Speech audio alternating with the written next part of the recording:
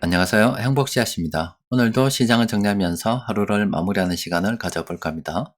오늘 우리 시장은 코스피도 코스닥도 상승 마감했습니다. 코스피는 0.17%, 그리고 코스닥은 0.73% 상승했습니다. 시장 수급을 들여다보면 코스피, 코스닥 둘 다 외국인 투자자들은 아직 순매도를 하고 있습니다. 그런데 기관 투자자들 이렇게 순매수를 조금 했거든요. 이 기관 투자자들의 순매수는 지난 3거래일 동안 시장이 계속 하락을 했습니다. 그런데 오늘 보니까 그동안 낙폭이 좀 과대하다고 여겨져서 이 저가 매수가 좀 들어왔다라고 볼 수 있습니다. 그런데 시장의 등락폭은 그렇게 크지 않기 때문에 아직은 이 혼란스러운 상황을 지나고 있는 중이라서 저가 매수 폭은 그렇게 크지 않다라고 정리해 볼 수 있겠습니다. 지금 시기를 좀 이렇게 평가한다 그러면은 혼란의 시기라고 볼 수가 있겠죠. 그동안 이 코로나 바이러스로 인해서 돈이 많이 풀렸잖아요. 그래서 돈의 가치가 이렇게 떨어져 있습니다. 그런데 위드 코로나 바람이 쭉 불면서 사람들의 사회 경제 활동이 늘어나서 수요가 점점 회복이 돼 가는데 여전히 공급은 그 수요를 따라가지 못해서 공급 부족 현상이 일어나고 있습니다. 그러니까 물가가 여기서 오르게 되는 거죠.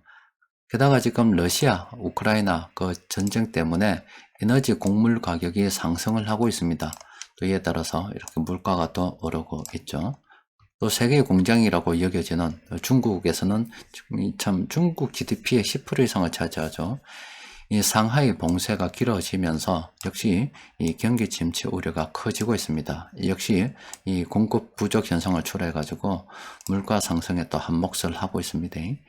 또 게다가 이렇게 계속 이전속적으로 물가가 오르다 보니까 지금 신흥국들 그리고 좀 어려운 국가들은 물가 급등 때문에 난립니다.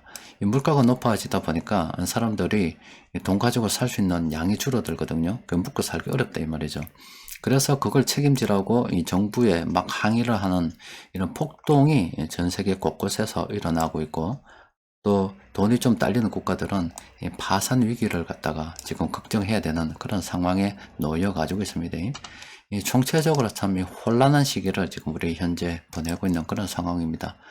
상황이 이렇게 좋지 않다 보니까 기관 투자자들 이렇게 시장이 좀 3거래일 떨어졌다 하더라도 또 다소 싸다 하더라도 앞으로 경기가 회복이 될 것이기 때문에 그래도 이 여러 가지 위험 요인이 많아서 과감하게 순매수하기 어려운 그런 상황이다 정리해 볼 수가 있겠죠. 오늘 시장 수급을 들여다보면은 이 외국인 투자자들은 이런 식으로 오늘도 순매도가 있었습니다. 그런데 전반적으로 이 기관들 순매수가 많았죠. 또 그리고 외국인하고 기관들이 뭐 동시에 순매수한 업종들은 이런 업종들이 있었습니다. 여튼 지금은 이 혼란의 시기를 지나고 있습니다만은 뭐 시간이 흐르면 이게 다 정리가 되고 쭉 가서 앞으로 좀 더 나아질 것이다. 이렇게 늘 우리는 긍정의 베팅을 좀 해야 되겠죠. 또 실제 그렇게 앞으로 나아지는 쪽으로 점점 하나씩 좋아지고 있는 그런 상황이기도 하고, 그래서 이런 세건의 세력들이 매수하는 이런 종목들은 우리가 계속 관심을 가지고 살펴볼 필요가 있겠습니다. 자, 오늘은 세력들이 공통적으로 매수한 종목들이 이렇게 11개 종목이 되는데 종목이 좀 많다 보니까 이 플래너를 통해서 좀 참고하도록 하겠습니다. 일단은 이 전체 종목들 중에서 다 살펴볼 수는 없고요. 한 요 두 개 정도 참모가 지금 매수하고 있는데, 일단 DB 손해보험 같은 경우는 지금 중장기 추세에 이제 고점권으로 서서히 분석되기 시작합니다. 이 종목이 그동안 이렇게 올랐던 것은 금리 인상이 되면은 아무래도 이 보험회사들 미리 상품을 팔았고, 이 상품은 이때 팔 당시의 여러 가지 상황을 정리해서, 특히 금리 상황을 정리해서 팔았는데 금리가 자꾸 오르다 보면은 좀 수익이 날 가능성이 굉장히 많겠죠. 그래서 이 보험사들 최근에 금리 인상 관련해서 많이 오르고 있는데, 그 중에서 이 DB손해보험 같은 경우는 앞으로도 9개가 남아있기 때문에 장기적으로 더 가겠습니다만은 일단 서서히 고점권으로 접어들었기 때문에 좀 조심해야 된다 이렇게 분석이 되고 있고, 그 다음 한 종목이 있는데 이 디오라는 종목은 뭐 긍정적으로 검토를 해봐도 되지 않겠나 싶습니다. 뭐 여러 개 종목 세력들이 매수하긴 했습니다만은 실제 뭐 알맹이는 별로 없는 축정이들밖에 없는 그런 상황입니다.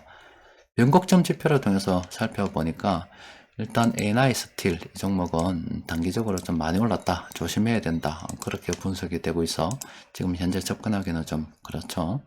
또 삽목 SPM도 이렇게 보면은 많이 올랐다, 접근하기가 좀 곤란하다 이렇게 분석이 되고 있고, 하림 같은 경우도 지금 단기적으로 많이 올라서 접근하기 좀 곤란하다 이렇게 분석이 되고 있습니다.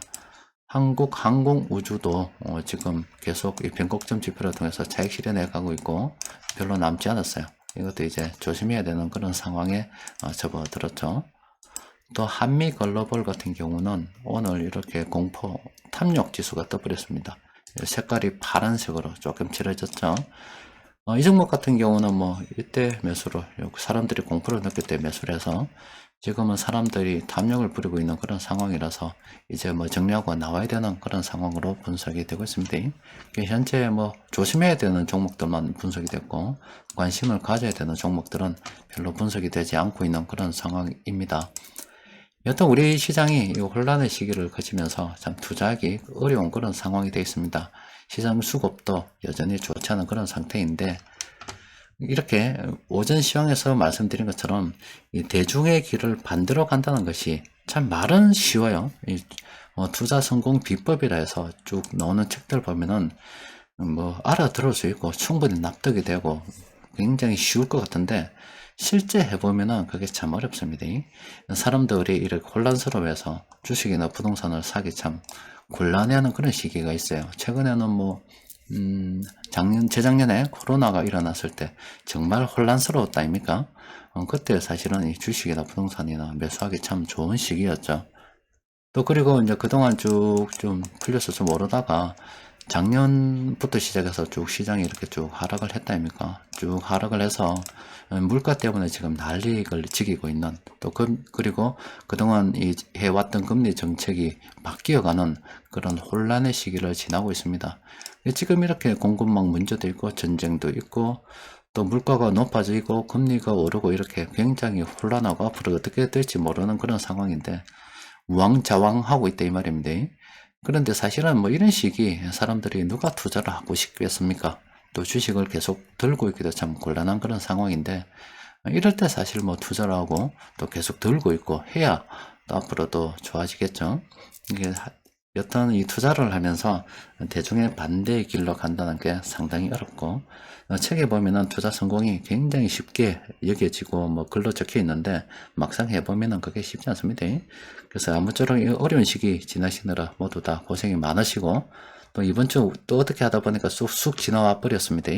주말 동안 푹 쉬고 다음 주에 또 뵙도록 하겠습니다. 이상입니다.